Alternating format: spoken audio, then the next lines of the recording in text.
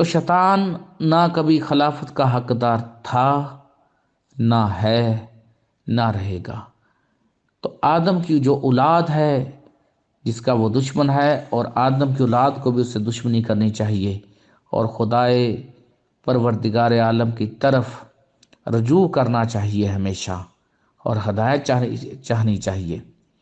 اور جس بات سے ان کی بات ہار جائے، جس دلیل سے ان کی دلیل ہار جائے، جو حق بات ہو، اس حق بات کے آگے اپنا سر تسلیم خم کرنا چاہیے، تاکہ ان پر رحم ہو اس پروردگار عالم کی طرف، تاکہ انسان دوبارہ اسفل سافلین سے بدترین اعمال سے اٹھ کر احسن تقویم بنے، بہترین بنے۔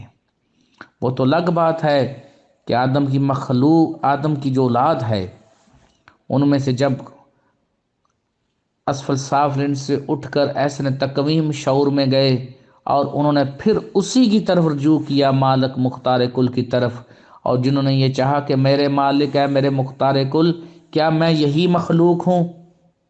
کیا بس یہی میں احسن تقویم ہوں، یا اس سے کچھ اور ہے؟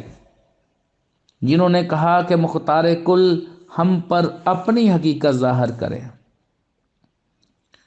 تو مختار کل نے پھر ان پر اپنی حقیقت کو ظاہر کیا، اور جب وہ آگے آگے گئے، احسن تقویم سے بھی اوپر گئے، جب وہاں انہوں نے اس لمحے کو ایکسپیرینس کیا کہ جب وہ روحی کا حصہ تھے، جب انہوں نے روحی میں اپنی وحدت کو قائم کرتے ہوئے احدیت کا مشاہدہ کیا، احدیت کو ایکسپیرینس کیا،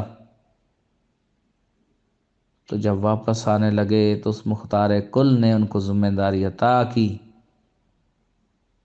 کہ آگے جا کر رہنمائی کرے، کہ کوئی ہے ایسا جو اپنے آپ کو جاننا چاہتا ہے، کوئی ہے ایسا جو حقیقت کل تک آنا چاہتا ہے، کوئی ہے ایسا جو حقیقت کل کا ایکسپیرینس کرنا چاہتا ہے۔ تو جو حقیقت کل کا ایکسپیرینس کرنا چاہتے ہیں ان کے لیے بھی اس کے دروازے کھلے ہیں، جو احسن تقویم تک جانا چاہتے ہیں ان کے لیے بھی اس کے دروازے کھلے ہیں، جو اس فلسفہ میں رہنا چاہتے ہیں تو ان کی بھی اپنی مرضی ہے، کیونکہ مختار کل کسی بھی طرح کسی پر ظلم نہیں کرتا۔ باقی رہ گئی بات کہ کچھ قوموں کو تباہ کیوں کیا گیا؟ ان قوموں کو اس لیے تباہ کیا گیا کہ جب ایک ہدایت والا بھیج دیا جاتا ہے، اصول ہے کہ وہ جو ہدایت والا آتا ہے، مالک مختار کل اپنا آپ منوانا چاہے تو اس سے تو پرابلم ہی کوئی نہیں ہے، لیکن جب سوسائٹی میں وہ لوگ حد سے زیادہ فساد پھیلا دیتے ہیں، تو فساد پھیلانے والے اس کو برداشت نہیں ہوتے، کیونکہ جو بھی معاہدہ ہوا اس میں یہ لکھا گیا کہ جو بھی ہدایت آئے گی اور جو ان میں سے پھر اس فساد کریں گے، اس ہدایت کے بعد ان کو سزا دی جائے گی۔ تو تمام مخلوقات نے اس کو مانا، تمام انسانوں نے اس کو مانا، اور عزازیل نے بھی اس کو مانا کہ ہاں پھر تباہی ہے۔ اور کیوں تباہی ہے؟ کیونکہ شیطان نے یہ کہا کہ ان پر میرا ہولڈ رہا، میں نے ان سے فساد رکھا، ان کو بضد رکھوا لیا، تو اب یہ اسی چیز میں مرنے چاہیے اور میرے ساتھ ہی دوزخ میں جانے چاہیے۔ اور یہ بھی انصاف کا بالکل عین تقاضا ہے۔ جو بھی آج تک ہادی آئے ہیں، جو بھی آج تک رہنما آئے ہیں، وہ کیا مانگتے ہیں تم لوگوں سے؟ تمہیں یہی کہتے ہیں، ہدایت دیتے ہیں تم کو کہ مت ظلم کرو، مت ایک دوسرے کا خون پیو۔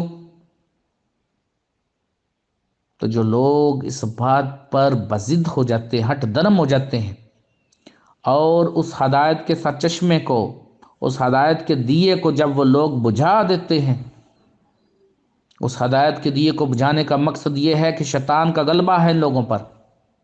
تو جب شیطان کا غلبہ ہے اور شیطان یہ چاہتا ہے کہ یہ اسی حالت میں مریں، کیونکہ وہ کہتا ہے کہ میں نے ان پر غلبہ پایا، تو ان کو اب مہلت نہیں ہے، تو پروردگار بھی پھر مہلت نہیں دیتا، اس لیے ان قوموں کو عذاب دیا گیا۔ وگرنہ مالک کو کیا پرواہ ہے؟ کیا یہ انصاف کا تقاضا نہیں ہے کہ جب ایک ہدایت آئے، ایک ہدایت کا سرچشمہ آئے، تو اسی کو لوگ مار دیں، اس کو لوگ شہید کر دیں، اس کا خاتمہ کر دیں؟ کیوں؟ شیطانی باتوں میں آ کر ہی لوگ اس کا خاتمہ کرتے، دوسرے لوگ اس کو بچاتے نہیں ہیں۔ اگر کوئی ہدایت پر ہوں تو وہ بچاتے نہیں ہیں۔ تو ہر ایک کا فرض ہے کہ ہدایت کو قائم رکھے، ہدایت کو بچائے اور جہالت کا خاتمہ کرے۔ لیکن جب لوگ ایسا نہیں رہتے، اپنی ہی باتوں میں رہتے ہیں، اپنے شوروں سے نہیں اٹھتے ہیں، تو پھر بالکل عین انصاف کا تقاضا ہے کہ ان کا خاتمہ ہو جانا چاہیے۔ بالکل انصاف کے تحت یہ تمام ایسی قومیں، نہ شکری قومیں جنہوں نے فساد برپا رکھا، ان کو تباہ کیا گیا، بالکل عین انصاف کے مطابق ہے۔ تو یہ جو آڈیو لیکچر ہے، میں ظہیر حسین شاہ قائم مقام سلسلہ یا چشتی صابری کے پلیٹ فارم سے یہ لیکچر بھیج رہا ہوں۔ تو اگر میرے لیکچر میں کوئی بھی سوال اٹھے تو آپ کھلے دل سے مجھ سے پوچھ سکتے ہیں، اور مجھے امید ہے کہ میں نے اپنے اس آڈیو لیکچر میں اس حالت اول کے انصاف کو بالکل واضح کیا ہے، اور حالت اول ہمیشہ انصاف کرتا تھا، انصاف کرتا ہے اور انصاف ہی کرے گا۔ تو یہاں پر اگر کسی کی طرف سے کوئی سوال ہو تو دوبارہ کھلے دل سے پوچھ سکتے ہیں۔ اوکے، اللہ حافظ۔